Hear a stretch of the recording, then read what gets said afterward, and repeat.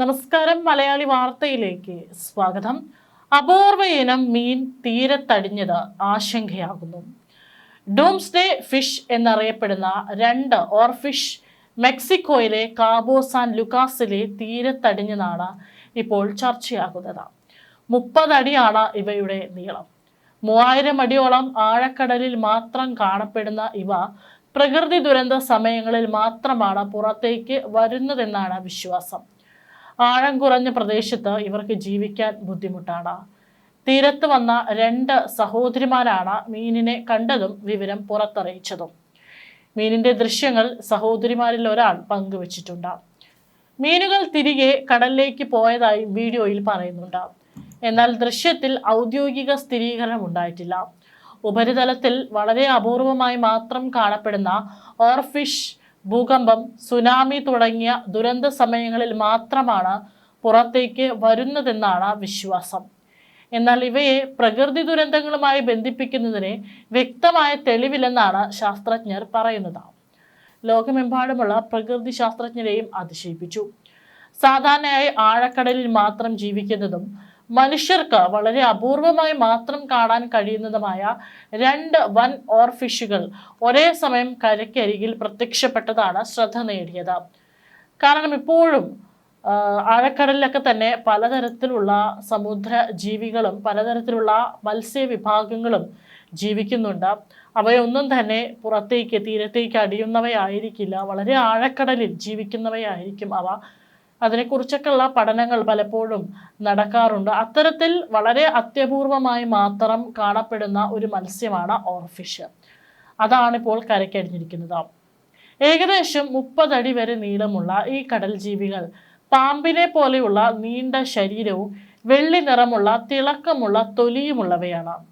സാധാരണയായി കടലിന്റെ ആഴത്തിലുള്ള മേഖലകളിൽ ജീവിക്കുന്ന ഇവ ഉപരിതലത്തിലേക്ക് എത്തുന്നത് വളരെ അപൂർവമായതിനാൽ അവയെ കാണുന്ന ഓരോ സംഭവവും കൗതുകത്തോടെയാണ് ആശങ്കയോടെയും ലോകം നിരീക്ഷിക്കുന്നത്.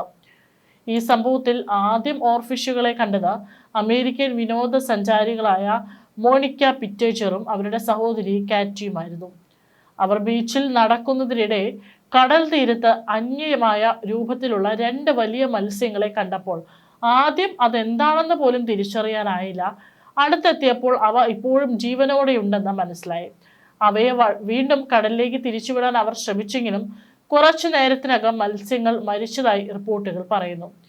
സാധാരണയായി മനുഷ്യർക്ക് ഒരിക്കലും കാണാൻ സാധിക്കാത്ത ഈ ആഴക്കടൽ ജീവികൾ ഇങ്ങനെ കരയിലേക്ക് എത്തുന്നത് എന്തുകൊണ്ടാണ് എന്നത് ഇപ്പോഴും ശാസ്ത്രജ്ഞർ പഠിച്ചുകൊണ്ടിരിക്കുന്ന വിഷയമാണ്. ഓർഫിഷ് ലോകത്തിലെ ഏറ്റവും നീളം കൂടിയ അസ്ഥി മത്സ്യങ്ങളിൽ ഒന്നായി കണക്കാക്കപ്പെടുന്നു. ചിലപ്പോൾ 36 അടി മുതൽ 40 അടി വരെ നീളം വളരാൻ ഇവയ്ക്ക് കഴിയും. ചിലർ 50 അടി കവിയുന്നവയെ കണ്ടതായി അവകാശപ്പെടുന്നുണ്ടെങ്കിലും അതിന് വ്യക്തമായ ശാസ്ത്രീയ തെളിവുകൾ ഇതുവരെ ലഭിച്ചിട്ടില്ല. സാധാരണയായി 200 മീറ്റർ വരെ ആഴമുള്ള കടൽ മേഖലകളിലാണ് ഇവ ജീവിക്കുന്നത്. കടലിന്റെ ഏറ്റവും ഇരുണ്ടതും മനുഷ്യർ വളരെ കുറച്ചു മാത്രം പഠിച്ചിട്ടുള്ളതുമായ പ്രദേശങ്ങളിലാണ് ഇവയുടെ ആവാസ വ്യവസ്ഥ. ക്രിൽ പോലുള്ള ചെറിയ സമുദ്ര ജീവികളാണ് ഇവയുടെ പ്രധാന ഭക്ഷണം. ഓർഫിഷുകളെ കുറിച്ച് ശാസ്ത്രീയമായ കൗതുകത്തിനൊപ്പം തന്നെ നൂറ്റാണ്ടുകളായി നിലനിൽക്കുന്ന ഒരു നാടോടി വിശ്വാസവും ലോകത്തിന്റെ പല ഭാഗങ്ങളിലും പ്രചരിച്ചിരിക്കുന്നു. പ്രത്യേകിച്ച് ജാപ്പനീസ് നാടോടി കഥകളിൽ ഇവയെ ഡൂംസ്ഡേ ഫിഷ് അഥവാ ലോകാവസാന മത്സ്യം എന്നാണ് വിളിക്കുന്നത്. കടലിന്റെ ദേവനായ റിയൂജുവിന്റെ ദൂതന്മാരാണിവയെന്നും വരാനിരിക്കുന്ന ദുരന്തങ്ങളെക്കുറിച്ച് മനുഷ്യരെ മുന്നറിയിപ്പിക്കാൻ ഇവ കടൽ തട്ടിൽ നിന്ന് ഉപരിതലത്തിലേക്ക് വരുന്നതാണെന്നും വിശ്വാസമുണ്ട്. ഭൂകമ്പങ്ങൾ, സുനാമികൾ, മഹാമാരികൾ പോലുള്ള വലിയ ദുരന്തങ്ങൾക്ക് മുമ്പ് ഓർഫിഷുകൾ കരയ്ക്കരികിൽ പ്രത്യക്ഷപ്പെടുന്നു എന്നതാണ് ഈ വിശ്വാസത്തിന്റെ അടിസ്ഥാനം. ചരിത്രത്തിൽ ഇത്തരം സംഭവങ്ങൾ പലപ്പോഴും രേഖപ്പെടുത്തിയിട്ടുണ്ട്. 1819 ജപ്പാനിലെ സുഷിമ തീരത്ത് ഏകദേശം 30 അടി നീളമുള്ള ഒരു ഓർഫിഷ് പ്രത്യക്ഷപ്പെട്ടതായും രേഖകളുണ്ട്. പിന്നീട് ആ പ്രദേശത്ത് വലിയ രോഗബാധ ഉണ്ടായതായും നാട്ടുകാർ വിശ്വസിച്ചിരുന്നു. അതിനാൽ തന്നെ ഓരോ തവണയും ഓർഫിഷ് കരയിലെത്തുമ്പോൾ ആളുകളിൽ ഒരു അശുഭഭാവം ഉണ്ടാകുന്നത് പതിവാണ്. എന്നിരുന്നാലും ശാസ്ത്രജ്ഞർ ഈ വിശ്വാസങ്ങളെ പിന്തുണയ്ക്കുന്ന വ്യക്തമായ തെളിവുകൾ കണ്ടെത്തിയിട്ടില്ല. ചില പഠനങ്ങൾ പ്രകാരം സമുദ്രത്തിന്റെ അടിത്തട്ടിൽ ഉണ്ടാകുന്ന ഭൂകമ്പ ചലനങ്ങൾ അല്ലെങ്കിൽ കടലിന്റെ അടിത്തട്ടിലെ പരിസ്ഥിതി മാറ്റങ്ങൾ കാരണം ഓർഫിഷുകൾ വഴിതെറ്റി ഉപരിതലത്തിലേക്ക് വരാൻ സാധ്യതയുണ്ടെന്നും കരുതുന്നു.